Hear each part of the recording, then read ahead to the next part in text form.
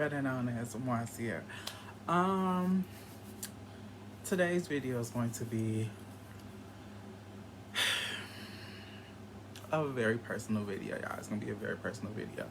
Um, I say that because for a long time, I think I've talked about like my past and some things or what have you, but I don't think I've ever kind of like broke it all the way down or kind of gave like my version or my story or how um I guess I could say my coming of my own, I guess you could say that. What have you. So as you can see from this title, this video is very specific. It's very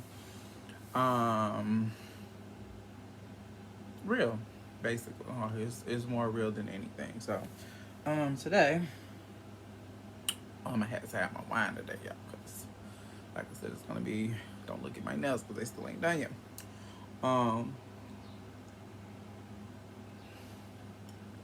A very like I want to say emotional, but maybe not necessarily emotional because I'm older now, so it's different, but it still has the same, value or what have you.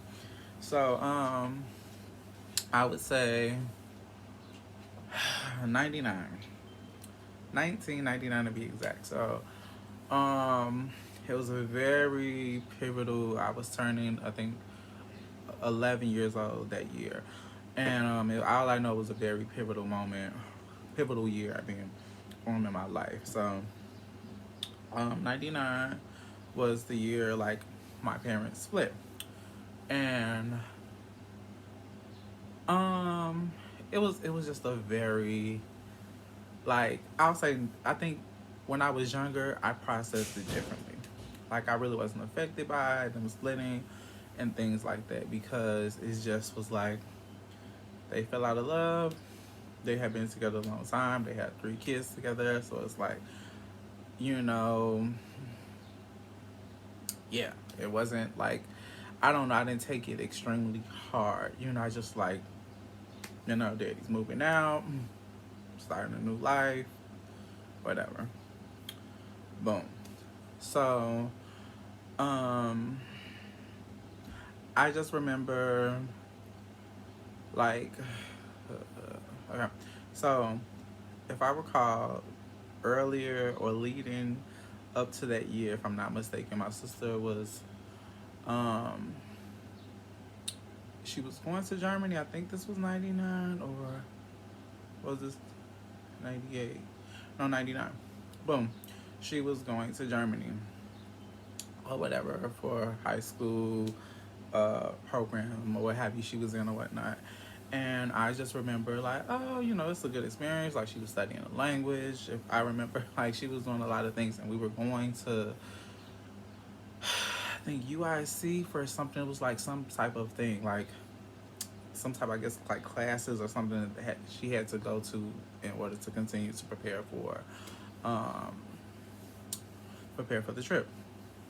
Now, um, she was very emotional about going on this trip because years later down the line, like, she had expressed to me that she knew that my daddy had already told her, like, he was planning on leaving my mother, they were gonna split, XYZ. So she already was in the know, so she kind of was already like prepared and emotional about the whole thing. Obviously, we did. A lot of us didn't know. We wasn't kind of like prepared for it or what have you. So I don't remember if there was like a sit down or there was a talk. Now this what things get kind of blurry. I don't really remember the specifics of um how did my father end up leaving. Well, I think it's just like it kind of happened. Like, I think, if I'm not mistaken, I think he left, and I think while my sister, if I'm not mistaken, I believe while my sister was gone or right before she got back, something like that. I don't remember the time. I don't remember the timeline like specifically as well as I wish I could to speak on it the way I want to. But nonetheless, I remember my mother, she took it extremely hard. Obviously, her and my father, they were high school sweethearts, and they pretty much grew up together. They kind of groomed each other or what have you. So clearly, she took it harder probably than he did because he probably was kind of already like, he had time to kind of like build into exiting out of the marriage or what have you. Um, I'll say that probably was the hardest to see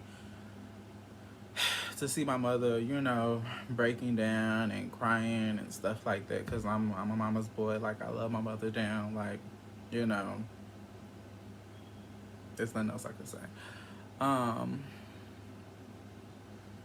I think, a lot of times people ask like, oh, parents split up. Like, it doesn't affect you or shouldn't bother you, whatever. And like I said, it didn't when I was young. Clearly, I was like, cause I was about to be 11 years. I was 10 at the time or whatever. So, I mean, I really wasn't familiar with that whole, I really didn't know too much about it or whatever. But, nonetheless, I remember,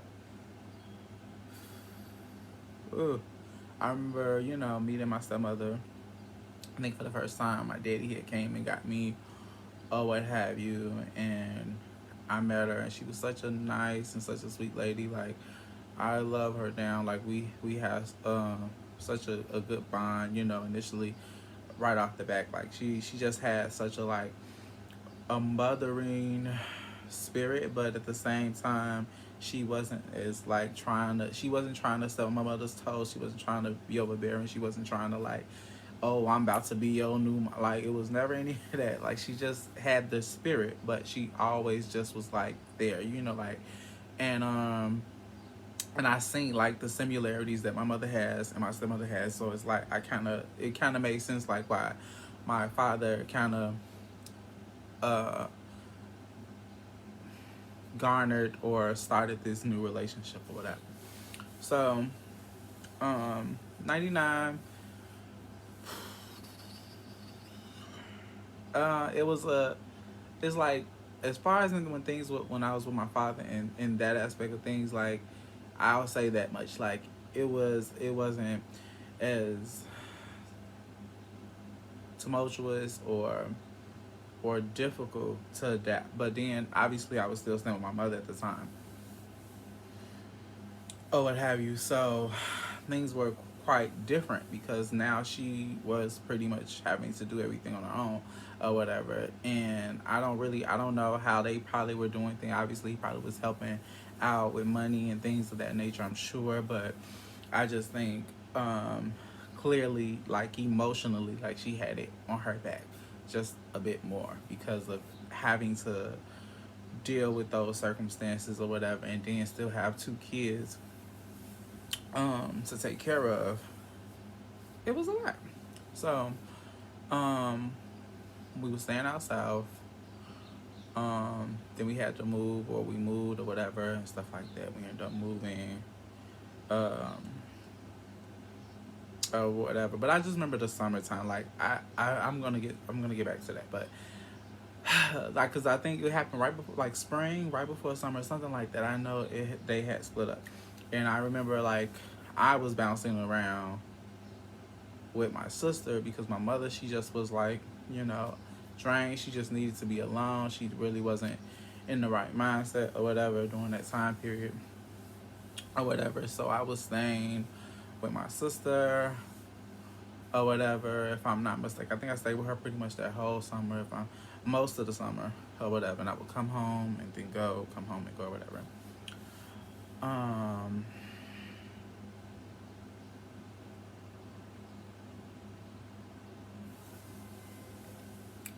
I think by the time I think my sister got back into town, or however that played, I'm telling y'all, I wish I could really remember that. We'll probably have a conversation about this, and she probably can update me and let me know. Nonetheless, um, we had to move, or we moved further south or whatever. And I think that's when things really became real. I think mentally for me, because it's like we're moving into a whole new home, a whole new environment. I had to transfer schools, stuff like that was taken out of my neighborhood or whatever, where I kind of was getting used to everybody and things around there and stuff like that. So it was just like quite a lot to just try to have to switch and get to. But I mean, this happens all the time. But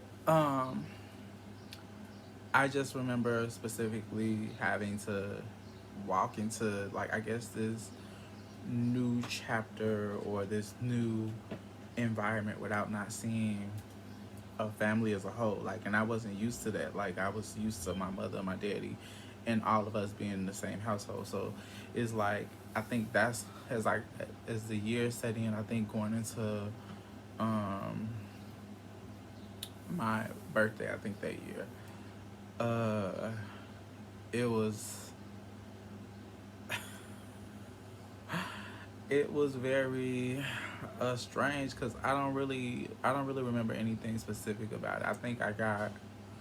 Um I think I got a boombox or some. Obviously, I love music, so I think I got a boombox or something for my birthday or whatever. But it was just a very strange feeling because for a long time, seeing, being in the two parent household to no longer being in a two parent household or whatever, it didn't bother me as much. But I'll say like 99 was the year that I felt like emotionally, I think that's when I started to become more aware of who I am, or or I ain't gonna say more aware of who I am, but I just think I'll say that was like the turning point for me to go into really allowing myself to like mentally accept who I am. There we go. We'll say that instead. Um, I don't want this video to be too long, and I don't want to be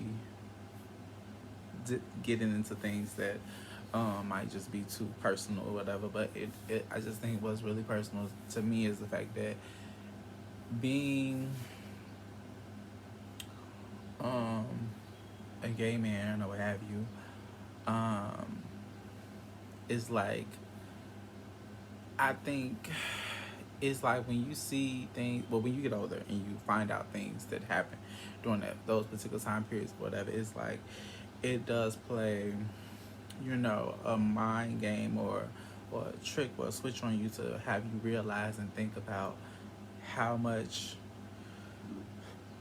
things were different compared to how you thought they were once you find out new revelations or the truth or whatever you want to call it. And I just remember how I didn't take so many things so hard because like my sisters did, because I was like obviously the boy, so it's like I didn't want to be like, I guess, weak or whatever and show that side of me because I really didn't understand what was going on. But I just knew from my mother's point, like she was dating a guy and I just was like, this man's not coming in, he's not taking my daddy's place. And I've always been like that because to me, like my father, like he has always been like, the epitome of a man to me as far as in, when it comes to who he is and characteristics and, those type of things or whatever. So it's like, I wasn't going to allow no other man, thinking that he's about to come in here and try to play daddy or run the show. And from 1999 until years passed, like I just was never willing to allow that or what have you, because I was like, no way, Jose. Um, it's just to bring it all full circle as being an adult. Um, I think one thing about when parents divorce and separate, obviously you don't never really think, like if you're a kid or whatever, you don't think too much about it. But as you get older and you become an adult and you deal with your own life challenges and struggles and things of that nature, then you have to kind of like figure out how can you be in a position where you are doing things to not fall in that cycle or not be in a place. Definitely once you start to find out and you're in the know of, the circumstances and what happened and the details and all the isms that played a factor into, the demise of a marriage or what have you. And I think I've always kind of like struggled with that because it's like I love marriage. I love the idea of marriage, and I want to get married and things of that nature. But also, time it definitely scares me because I don't believe in wanting to go back, and I don't want to get a divorce, and I don't want to um, put myself in a position where I don't feel like I've tapped out. I don't want to do that because it's like I'm one and done. That's it. I don't care. You gonna live your best life. I'm gonna live my best life. That's it. Nothing more, nothing less. I just think for me, obviously in my 30s now, or whatever, it's just I've had so much time to think about it or whatever, and think about all the things that used to play a factor or a circle around in my mind about my father and my mother and why they split and how things could have been different and how this could have happened, this should have happened. But it's just like, it's all a part of life, y'all. It's all a part of life. And you have to be willing to accept the cards that you are dealt and play them motherfuckers like it's your last hand. And that's it. Because if you don't, you will allow yourself to succumb to being in positions that you probably won't be able to get out of. Mentally, physically, just overall when it pertains to life. Because that's usually how it plays out. Like, you just get so involved and wrapped up that you don't know how to deal with things when it pertains to your own life and how you're doing things on your own. So my best advice that I could give you,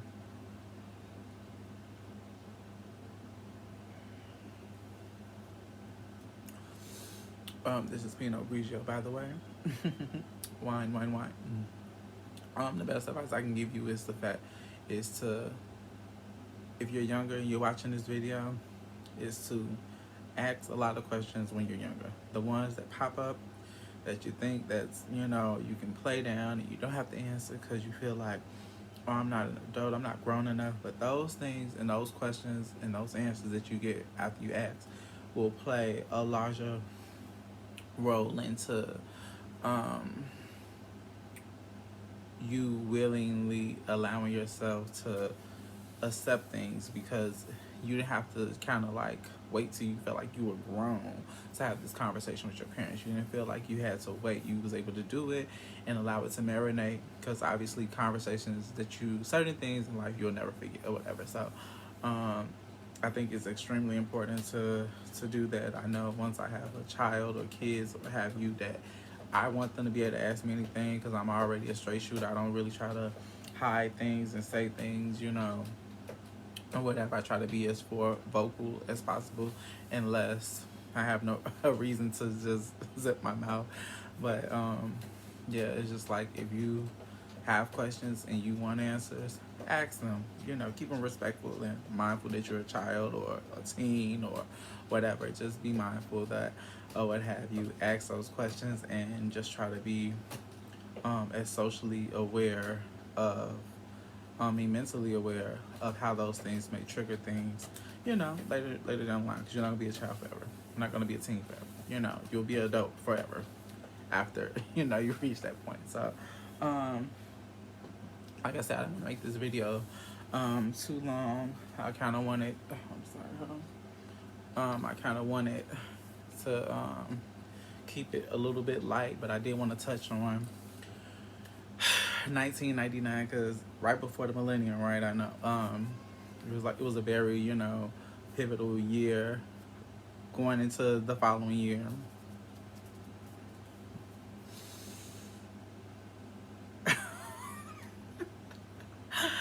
Going into the following year, I want to do a series on years that have kind of like affected me or played a part in my life, but I don't know. We'll see. How this plays along. Maybe I will like do certain ones, um but I just know 1999 I had to do specifically because um it was a very I think emotionally draining, life renovating year. So when I did all this without crying,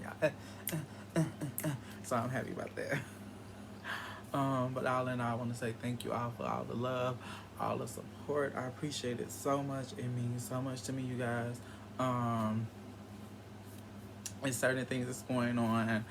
I'll probably talk about later in another video, whatever, because I want to kind of keep this video centered specifically about the topic at hand. But all in all, thank you all for all the love and the support. Make sure you like, comment, share, subscribe this video with everybody, anyone, and give me nothing but continuous love and prosperity. I love you guys.